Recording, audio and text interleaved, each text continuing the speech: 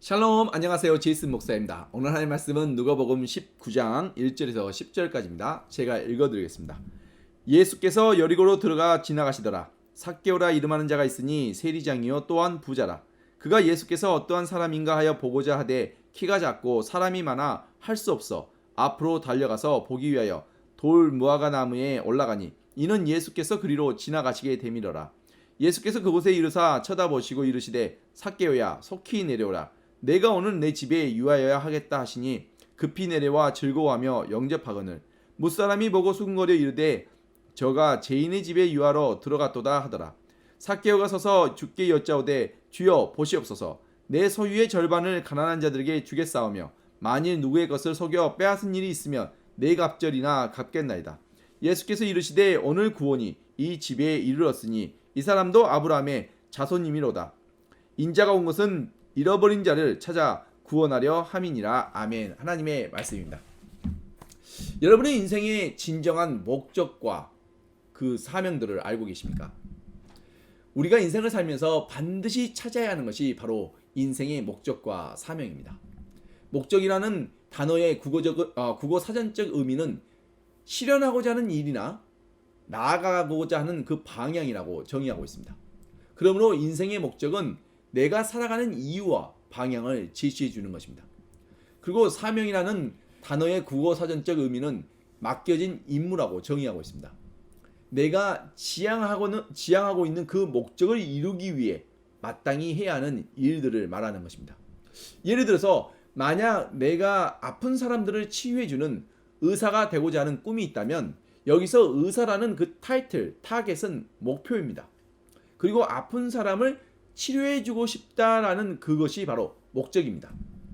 그리고 이 목적을 위해서 열심히 공부하고 좋은 의과대학에 진학하고 또 의사 면허를 획득하는 것이 바로 사명입니다.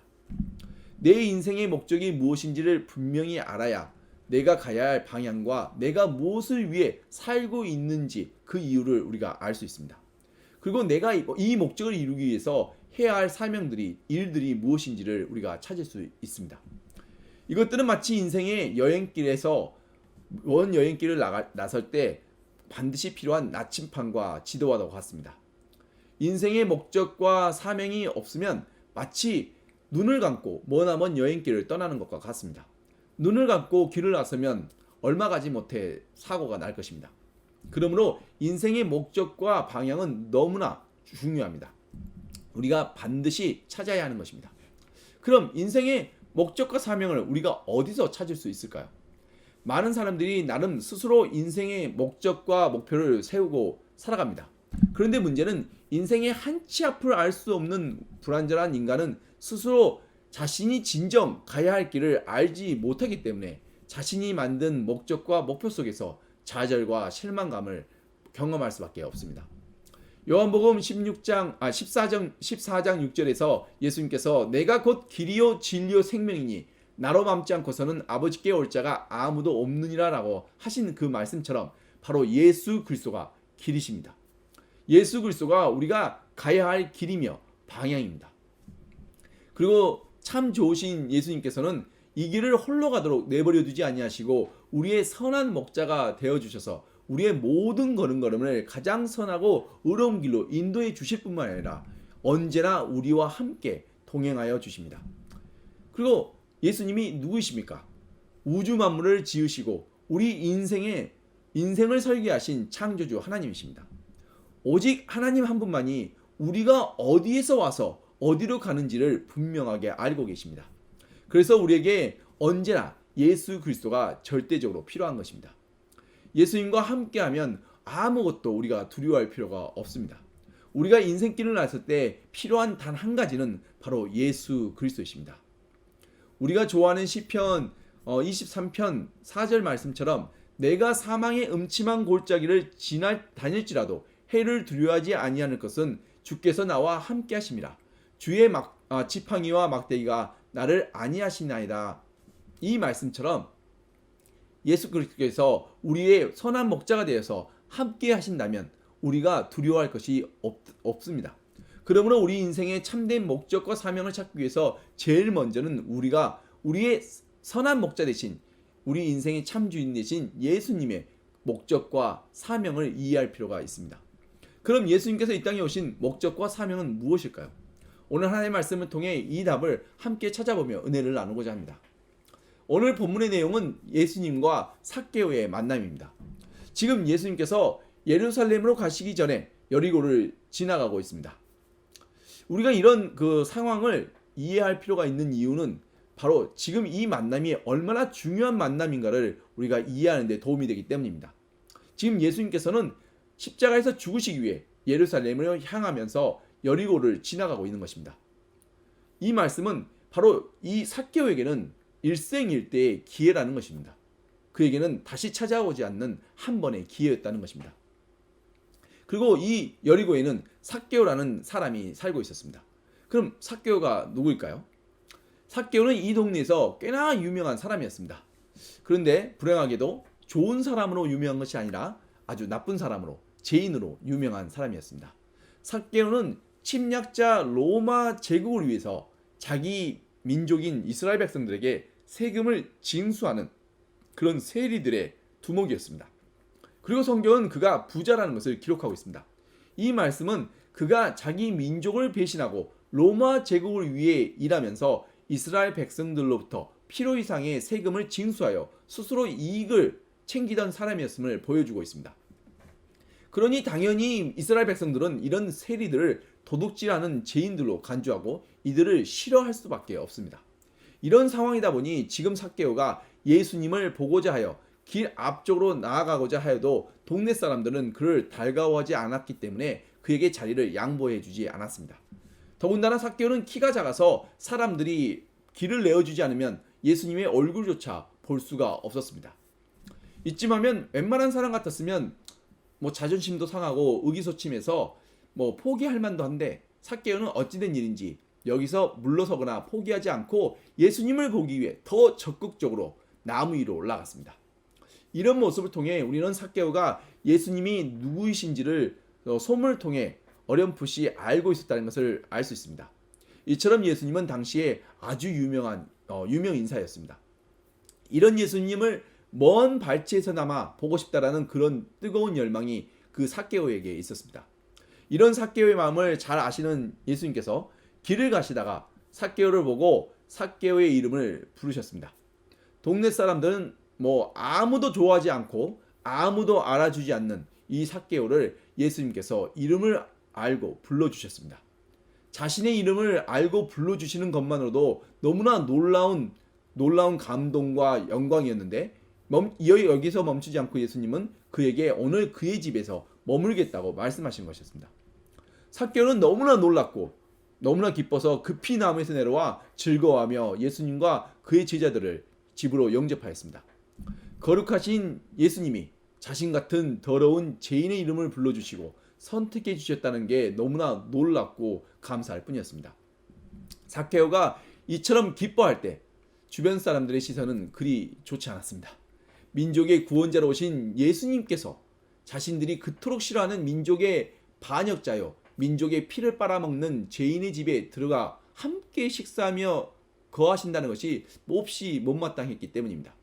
민족의 구원자라면 나름 거룩하고 학식이 있다고 말하는 종교 지도자들과 높은 그 관리들과 어울려야 할 텐데 그러지 아니하시고 더러운 죄인들이랑 어울린다는 것은 왠지 자신들이 기대하는 그런 그 구원자의 모습이랑 너무나 거리가 멀었기 때문입니다.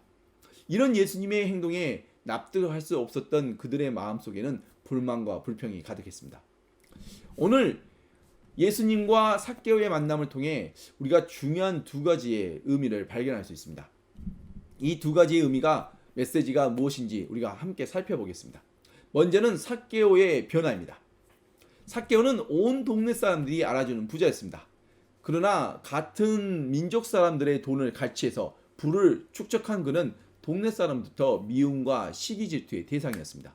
이처럼 사람들에게 미움을 받는 삭개오에게는 돈이 중요했고 돈이 전부였습니다.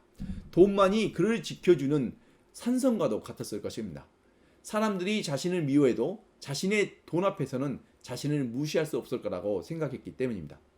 그러니 돈에 더욱 애착을 하고 돈을 모으는 일에 목숨을 걸었을 것입니다. 근데 여기서 흥미로운 사실은 이런 부자가 누가복음 18장에서도 한 명 등장합니다. 누가복음 18장에 나오는 부자 관리 역시 온 동네 사람들이 알아주는 부자였습니다. 이 부자 청년은 큰 재력을 가진 부자였기에 모든 일을 돈으로 해결할 수 있었습니다. 그러나 단 한 가지만큼은 그가 마음대로 할 수 없었습니다. 그것은 바로 생명이었습니다. 돈이 아무리 많아도 생명만큼은 자기 마음대로 할 수가 없었습니다. 그는 자기가 원하는 것을 모두 다 누리며 살 수 있었지만 문제는 이 모든 것을 영원히 누릴 수가 없다라는 것이었습니다. 부자 청년도 언젠가는 죽어야 했기 때문입니다. 참으로 흥미로운 점은 동서고금을 막론하고 부자가 되면 모든 사람들이 그때부터는 오래 사는 일에 집중하고 온 마음과 정성을 다 쏟는다는 것입니다. 그 이유는 너무나 간단합니다. 아무리 돈이 많아도 죽으면 모든 것이 끝나기 때문입니다. 이 부자 청년도 마찬가지로 그의 유일한 지금 바람은 이런 넉넉한 부자로 영원히 사는 것이었습니다. 그리고 또 여기서 흥미로운 점은 오늘 본문의 주인공인 삭개오와 부자 청년의 그 차이점입니다. 이 둘 모두가 부자라는 점에서는 같았지만 이 둘에게는 다른 점들이 있었습니다. 먼저 삭개오는 미움을 받고 있는 세리 부자였고, 이 이름을 알 수 없는 부자 청년은 존경받는 높은 관리직에 있는 부자 관리였습니다. 그리고 이들에게는 또 다른 차이점이 있었는데, 삭개오와 부자 청년 둘 모두 돈이 그들의 주인이었다는 점에서는 공통점이었지만 이 둘의 차이는 예수님을 만난 이후에 그들의 모습이었습니다. 부자 청년은 예수님께서 그의 재산을 다 팔아 가난한 자들에게 나눠주고 나를 따르라라고 말씀하시자 매우 근심하며 돌아갔다고 기록하고 있습니다. 이 부자 청년은 예수님을 만나고서도 자기 인생의 주인인 돈을 버리지 못하고 계속 돈이 부자 청년의 주인이 되어 있었습니다. 그러나 삭개오는 달랐습니다. 그도 이전에는 돈을 주인 삼아 살아왔지만 예수님을 만난 이후에 그는 더 이상 돈의 노예가 되지 않고 예수님을 따르는 자가 되었습니다. 인생의 주인이 바뀌었습니다. 예수님을 만난 삭개오는 담대하게 자신이 주인 삼았던 그 재산의 반을 가난한 자들에게 나누어주고 자신이 부당하게 취한 재산에 대해서는 4배로 다시 되돌려주겠다고 약속하였습니다. 이제 더 이상 삭개오는 돈의 노예가 아니었습니다. 예수님이 그의 진정한 주인이 되었습니다. 삭개오의 믿음과 결심을 듣고 예수님이 말씀하시길 오늘 구원이 이 집에 이르렀으니 이 사람도 아브라함의 자손이라 말씀하셨습니다. 삭개오 역시 믿음의 자손이며 삭개오가 하나님께서 잃어버렸던 한 마리의 양이었음을 말씀하시며 그에게 구원이 임하였음을 확신시켜 주셨습니다. 그리고 이어서 하신 말씀이 인자가 온 것은 잃어버린 자를 찾아 구원하려 함이라 라고 말씀하셨습니다. 즉 삭개오가 잃어버린 하나님의 양이었음을 말씀하시며 동시에 예수님께서 이 땅에 오신 목적을 분명하게 말씀해주고 있습니다. 성경에는 예수님께서 이 땅에 오신 그 목적을 설명하는 말씀들이 여러 곳에 나와 있습니다. 그 중에서 가장 핵심적인 말씀이 바로 오늘 본문 10절입니다. 인자가 온 것은 잃어버린 자를 찾아 구원하려 함이니라. 예수님의 목적은 잃어버린 자를 찾고 구원하시기 위함이었습니다. 잃어버린 한 마리의 양을 찾고 구원하기 위해서 예수님께서는 지극히 높은 하늘 보좌를 버리시고 이 낮고 낮은 땅으로 찾아오신 것입니다. 바로 저와 여러분을 찾고 구원하시기 위해서 이 땅에 오신 것입니다. 그리고 이 목적을 위해서 또한 예수님은 많은 기적들을 행하시고 병든 자들을 고치시고 하나님의 나라 천국을 선포하시고 하나님의 말씀과 뜻을 가르쳐 주었습니다. 이 목적을 위해서 예수님께서 하신 모든 일들이 바로 예수님의 사명이었습니다. 그뿐만 아니라 예수님께서는 이 목적을 이루시기 위해 십자가에서 모든 피와 물을 쏟으시고 죽으시기까지 하셨습니다. 그리고 예수님이 십자가에서 죽으심으로 예수님의 사역이 끝난 것이 아니라 오히려 새로운 시작이 되었습니다. 예수님의 이 사역은 지금도 계속 이어지고 있습니다. 바로 저와 여러분을 통해 우리의 삶을 통해 예수님의 사역은 계속 이어지고 있습니다. 하나님의 영을 우리에게 부으셔서 우리와 하나가 되어 주셨습니다. 그러므로 예수님의 목적이 바로 우리의 삶의 목적이 되었습니다. 잃어버린 한 영혼을 찾아서 더 예수님께로 인도하는 것이 바로 우리의 삶의 목적이 된 것입니다. 그리고 예수님의 사명이 또한 우리의 사명이 되었습니다. 잃어버린 한 영혼을 예수님께 인도하기 위해 우리는 예수님의 복음을, 기쁜 소식을 온 세상에 전해야 하는 사명이 있습니다. 그리고 이제는 복음을 단순히 말로 전하는 것이 아니라 우리의 삶을 통해 직접 눈으로 보여주어야 하는 것입니다. 이 시대 사람들은 예수님을 몰라서, 또 복음을 들어보지 못해서, 또는 진리를 몰라서 예수님을 믿지 않는 것이 아닙니다. 사람들은 복음을 말로는 많이 들었는데 눈으로 직접 보지 못하고 경험하지 못했기 때문에 예수님을 믿지 못하는 것입니다. 교회에서 하나님은 사랑이라 말하며 서로 사랑하라는 말은 많이 합니다. 그런데 세상 사람들은 예수를 믿는다는 그 사람들끼리 서로 사랑하는 모습을 보기보다는 교회 안과 밖에서 서로 다투고 싸우는 모습을 더 많이 보았습니다. 그리고 예수님의 거룩하신 이름을 자신의 유익을 위해 사용하며 악한 범죄를 저지르는 수단으로 사용하는 모습들을 너무나 많이 보아왔습니다. 바로 이러한 행동들이 복음을 파괴하는 것입니다. 자녀들이 부모의 행동을 보고 따라하는 것처럼 참된 교육은 부모의 말에 있지 아니하고 부모의 행동과 삶 자체에 있습니다. 쉽게 말씀드려서 담배 피는 아빠가 자라나는 청소년 자녀에게 담배 피지 말라고 하면 그 말이 먹힐까요? 술 마시는 아빠가 자녀에게 술 마시지 말라고 하면 과연 그 말이 먹힐까요? 아이들은 부모의 말보다 부모의 행동을, 삶을 주시하고 따라갑니다. 부모의 삶이 아이들에게 가장 직접적이고 가장 우선시되는 샘플이 되기 때문입니다. 세상 사람들은 우리의 말을 듣기보다는 우리의 행동과 삶을 통해 복음을 직접 보고자 합니다.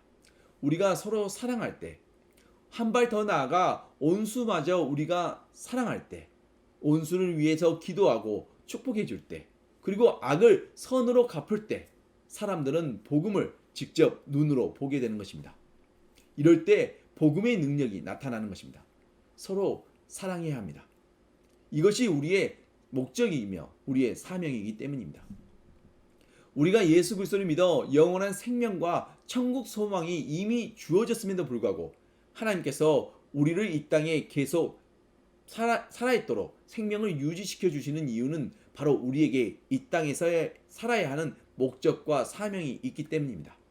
우리가 예수님을 만나고 삶의 주인이 바뀌는 거듭남을 통해 구원에 이른 것처럼 아직도 이 땅에는 잃어버린 수많은 영혼들이 방황하고 있습니다. 잃어버린 한 영혼을 예수님께로 인도하는 것이 바로 우리가 이 땅을 살아가는 목적이며 이를 위해 서로 사랑하는 것이 우리의 사명입니다. 누군가가 나를 사랑해 주기를 기다리는 것보다 내가 먼저 사랑해야 합니다. 내가 먼저 내 부모를, 내 형제 자매를, 내 배우자를, 또 내 자녀들을 우리가 먼저 사랑해야 합니다. 그리고 사랑을 많이 표현해야 합니다. 그리고 더 나아가 내 주변 사람들을 사랑해야 합니다. 사랑은 오래 참고 온유하며 상대방을 불쌍히 여기고 용서해 주는 것입니다. 서로 사랑함으로 잃어버린 한 영혼이 더 예수님께로 가까이 나아가고 서로 사랑함으로 우리의 예수 그리스도의 복음을 증거하시는 은혜와 축복이 저와 여러분에게 있기를 간절히 축원드립니다. 기도하시겠습니다. 하나님 아버지 감사합니다. 예수 그리스도의 십자가 사랑을 통해 너무나 부족하고 제약된 우리를 거룩하신 하나님의 자녀 삼아 주시고 예수 그리스도의 생명을 나누어 주심에 감사합니다. 하나님의 이 크고 위대하신 사랑에 이제는 우리도 반응하기를 원합니다.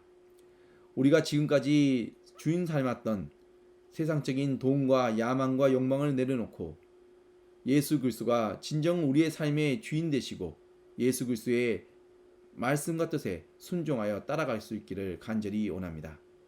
그리고 예수 그리스도의 말씀에 순종하여 우리가 서로 사랑하기를 원합니다. 그리고 또 우리가 서로 사랑함으로써 예수 그리스도의 복음을 증거하고 예수 그리스도의 복음을 직접 우리의 삶을 통해 보여줄 수 있기를 간절히 원합니다.